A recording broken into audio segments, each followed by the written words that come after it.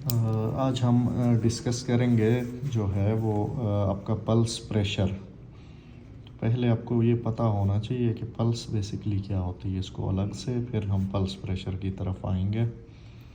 Pulse जो है basically आपका जो हार्ट 1 मिनट के अंदर जितनी उसकी कॉन्ट्रैक्शंस होती हैं, यानी कि जितने अपना हार्ट में 1 मिनट के अंदर जितना कॉन्ट्रैक्ट करता है उसकी वजह से जो है आपकी आर्टरीज़ के अंदर एक वेव जो है वो होती है, उसको हम लोग पल्स बोलते हैं।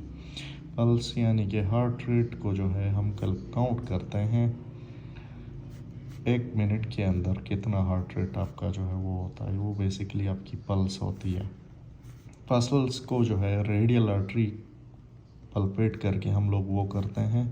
सबसे जो कॉमन है वो ये यूज़ होती है। वैसे बहुत सारी और आर्टरीज़ भी हैं, लेकिन मोस्ट कॉमन जो है हम इसको यूज़ करते हैं, रेडियल आर्टरी को।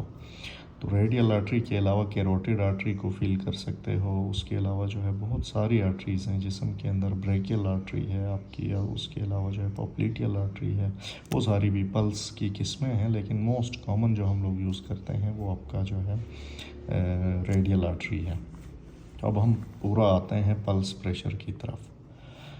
पल्स प्रेशर बेसिकली आपका जो है सिस्टोलिक जो ब्लड प्रेशर होता है वो, और जो डायस्टोलिक ब्लड प्रेशर होता है, डायस्टोलिक ब्लड प्रेशर होता है वो, उसका जो डिफरेंस है उसको हम लोग पल्स प्रेशर कहते हैं। तो इसको डिफाइन आप लोग ऐसे करोगे, the difference of systolic blood pressure and the diastolic blood pressure is called pulse pressure. और नॉर्मली मैंने आपको बताया था कि ब्लड सिस्टोलिक जो ब्लड प्रेशर है वो 120 होता है, और डायस्टोलिक जो है आपका 80 होता है नॉर्मल पर्सनस में। तो आपका जो डिफरेंस आएगा वो आएगा 40, तो ये आपका पल्स प्रेशर आपका बन जाता है। तो पल्स प्रेशर की अपनी एक इम्पोर्टेंस है। पल्स प्रेशर जो है ये आपका नॉर्मल इतना हुआ है, तो आप कह लें कि 40 जो है वो नॉर्मल वैसे होता है, लेकिन 60 तक भी हम लोग नॉर्मल लेते हैं। अगर पल्स प्रेशर जो है किसी बंदे में, किसी पेशेंट में 60 से ज़्यादा हो, तो वो जो है फिर आपकी कोई ना कोई डिज़ीज़, कोई कंडीशन ऐसी होती है जिसकी वजह से जो पल्स प्रेशर है उसके अंदर जो है वो ये बहुत बढ़ जाता है।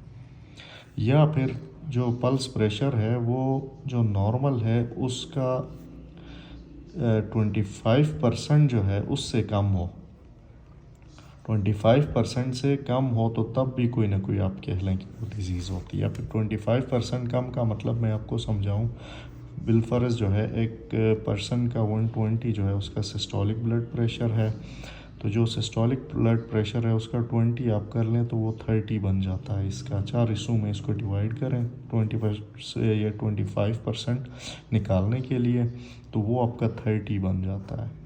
तो पल्स प्रेशर अगर 30 से कम हो फिर भी कोई ना कोई डिज़ीज़ होती है, और मोस्ट कॉमनली 30 से कम कार्डिक फेलियर पेशेंट्स में जो है वो होता है, कार्डिक फेलियर के अंदर। तो पल्स प्रेशर की अपनी इम्पोर्टेंस है। अगर बहुत ज़्यादा पल्स प्रेशर रहता हो तो वो भी इट्सेल्फ भी एक रिस्क फैक्टर है, यानी कि कार्डियक डिजीज़, दिल की जितनी बीमारियां हैं वो बढ़ने के चांसेस होते हैं, या फिर पहले से कोई ना कोई बीमारी मौजूद होती है। तो एक दफ़ा फिर मैं इस चीज़ को रिपीट करूं, बेसिकली ब्लड प्रेशर जो है वो हम लोग दो रीडिंग्स हम लोग लेते हैं। एक आपका सिस्टोलिक बीपी होता है, एक डायस्टोलिक बीपी।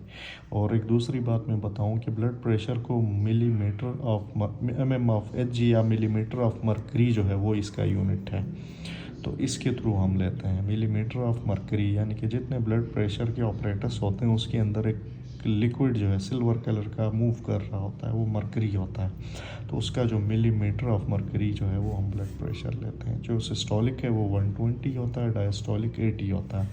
तो इन दोनों का जो डिफरेंस है वो बेसिकली आपका पल्स प्रेशर होता है। तो डायस्टोलिक और सिस्टोलिक को हम आपस में माइनस करें तो ये आपका आ जाता है तो मोस्ट कॉमन जो है नॉर्मल पर्सन का अगर हम बीपी देखें तो 120 और 80 होता है, तो पल्स प्रेशर उसका जो है वो 40 आएगा। अगर तो पल्स प्रेशर 60 से ज़्यादा हो तो एक तो हार्ट डिजीज़ होती हैं कोई ना कोई, और दूसरा जो अगर किसी को हार्ट डिजीज़ नहीं है लेकिन पल्स प्रेशर 60 से ज़्यादा हो तो फिर भी हम ये भी कह सकते हैं कि हार्ट डिजीज़ के जो है वो बढ़ने के चांसेस ज़्यादा होते हैं। और अगर कम हो तो हम किस तरह रीडिंग लेते हैं वो मैं आपको बताऊं कि जो नॉर्मल पल्स प्रेशर, जो डायस्टोलिक यानी डायस्टोलिक नहीं बल्कि सिस्टोलिक जो प्रेशर है उसका जो 25% है मिनिमम उतना होना चाहिए, उससे ज़्यादा ही होना चाहिए पल्स प्रेशर। अगर उससे कम हो तो फिर भी कोई ना कोई डिज़ीज़ जो है वो होती है। अब ये जो 25% है इसको निकालने के लिए 120 आपका सिस्टोलिक बीपी मैं शुरू से बता चुका हूँ, उसका 25% हम निकालें तो वो 30 बन जाता है। इसको आप जो है 120 को जो है 4 हिस्सों में डिवाइड करोगे तो 25% आएगा 30%, यानी कि 30% mm/Hg से जो है वो पल्स प्रेशर कम हो तो वो भी डिजीज़ कंडीशन में जो है वो कम होता है। और मोस्ट लाइकली जो है हम देख चुके हैं कि जो हार्ट फेलियर है उसके अंदर जो है ये रीडिंग्स अक्सर आती हैं। तो बहुत शुक्रिया।